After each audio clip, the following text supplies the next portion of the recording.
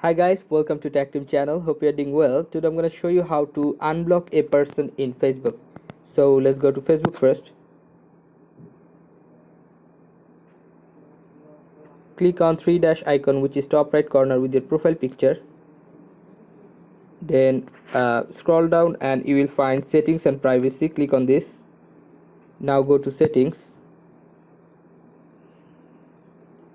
Now just scroll down, scroll again, and you will find blocking option.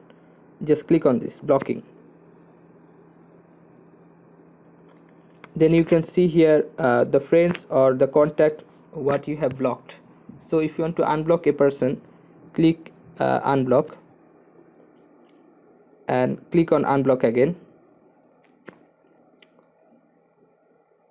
See, this person is unblocked.